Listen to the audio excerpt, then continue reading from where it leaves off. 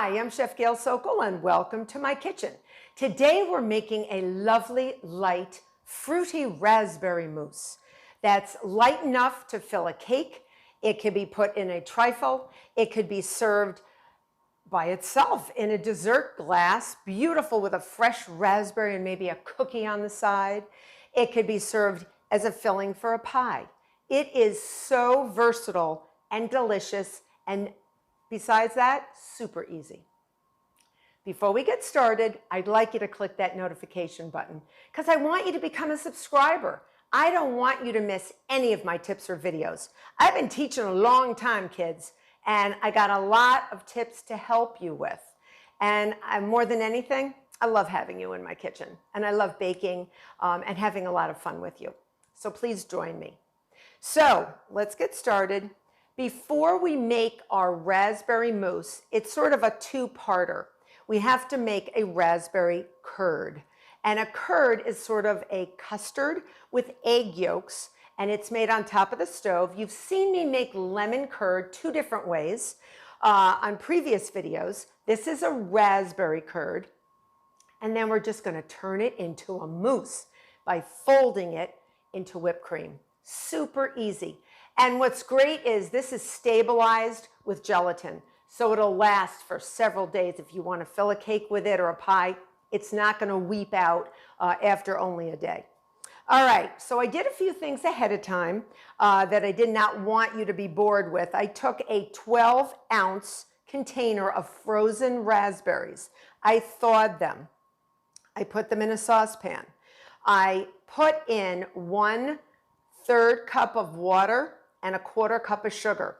I brought it to a boil just to dissolve the sugar. Then I put it into a blender and I pureed it. And this is what I have. Seeds and all. Don't worry about the seeds. They're going to go bye-bye in a little while because we are going to make our curd first. And curds, like I said, have yolks. They can have whole eggs, but mine in particular today has yolks in it. And what we're going to do is we're going to heat everything up, let it get nice and thickened, and it will thicken more in the refrigerator, and then we're going to mix in our cream. But I do have a fine sieve and a bowl that we're getting ready to strain everything when it's done. So we're going to take our lovely puree, we're going to put it in here. This is just a nice big saucepan, medium size. All right, get everything in there. We're going to add 2 tablespoons of fresh lemon juice. And fresh means a lot. It really makes a difference. Fresh lemon juice, 2 tablespoons. All right. 2 egg yolks. And at this point, I really want to use my whisk because the yolks are going to cook. And I have 1 teaspoon of unflavored gelatin with 2 tablespoons of cold water. You always want to mix gelatin with a cold liquid. And you see it's bloomed, so it's liquid in the beginning and then it blooms. And we need to melt that down, and we're going to melt that down in our curd because our curd's going to be nice and hot. So right now you can see I have that beautiful puree of just that sugar and frozen thawed raspberries. And now I'm going to heat this. Remember, it's got the yolks and the lemon juice in it. We're not going to add any more sugar because it's going to be sweetened up. And don't forget that whipped cream we're going to be putting in there. That's going to have a little sugar in it too. So I don't want to bring this to a boil because it does have egg yolks. But in case something gets curdled, that's when eggs get overcooked. And the proteins join together too tightly and they get clumps. You know, like scrambled eggs. We don't want scrambled raspberry eggs. Yuck! So what we're going to do is we're going to strain it after. And that's going to be, really serves 2 purposes. We're going to strain out any coagulated protein from the egg yolks that we happen to cook a little too much. And that happens when you make a curd. And it's going to get rid of all those raspberry seeds. So we're going to have that beautiful, smooth curd to turn into a mousse in a little while. So I'm just going to up my temperature a little bit. Again, you don't want it to come to a boil. You want it to get slightly thickened. Then we're going to take it off the heat and we're going to add 2.5 tablespoons of unsalted butter. And we are going to, I think that's basically good. And you can see it's thickened a little, but don't get worried because it's going to thicken a lot in the refrigerator. So I'm going to take a hot mitt just so I don't burn my marble slab, and I'm going to take my gelatin that is nice and bloomed. See, it looks almost like a jellyfish. I'm going to put it in there, and it's going to melt down. Okay, it's going to melt down, and then I'm going to put in my butter. So I want that gelatin to get nice and melted. I was getting a little hot on my hot plate, so I wanted to get it off the heat. So once that is completely melted in, you're going to add your butter. So that's 2.5 tablespoons. It can be cold, it can be room temperature. Mine's sort of in between. And we're going to put that in there. This sort of gives it a nice, rich flavor. Now, do you have to use this with heavy cream and fold it in? You do not. You could eat this just as a curd. Some people like to spread a curd on toast or on French toast or a waffle. That would be delicious too.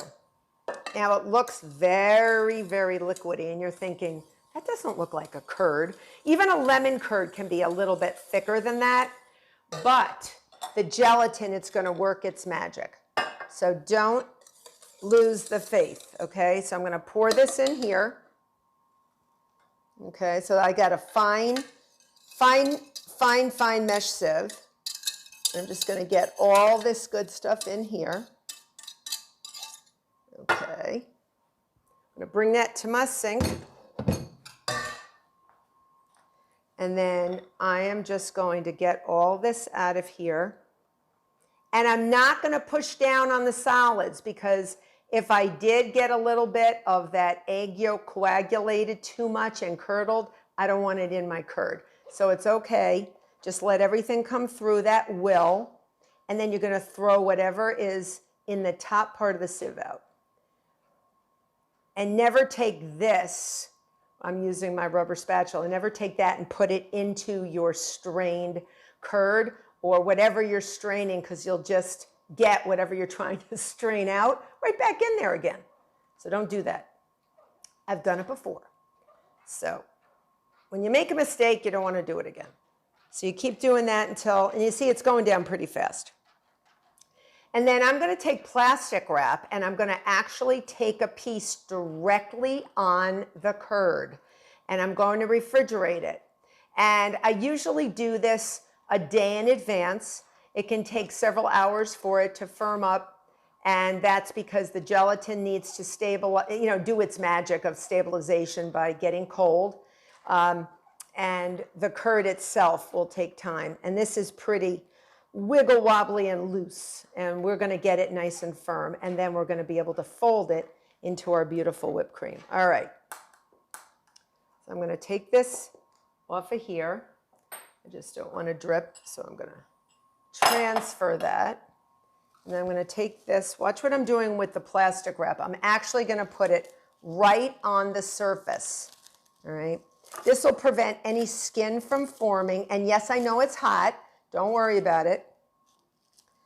And you can leave this out for a little while, but I usually put it directly in my fridge and just leave it like this for several hours or overnight. And take a look at it.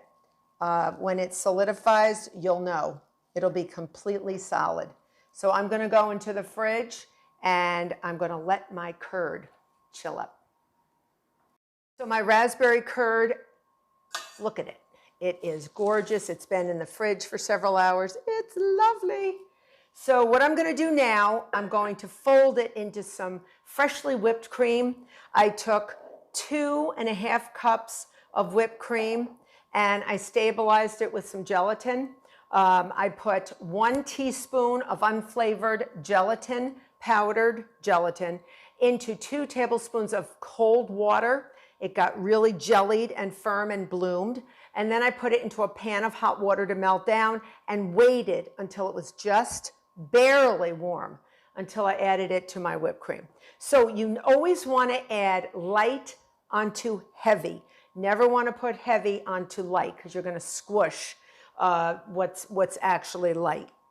So we're going to take our beautiful curd, all right, and we're going to put it now in here. Remember, this curd also has some gelatin. Okay, so we're going to add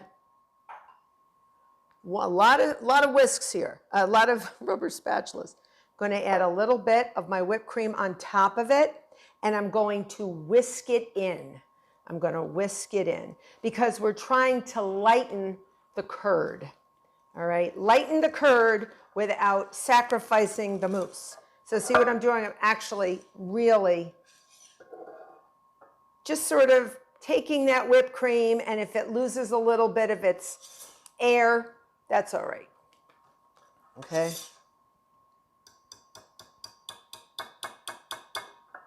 So that's what we're doing. It's beautiful and light. It's going to get even lighter when we start adding the rest of our stabilized whipped cream. Now we're going to get rid of this.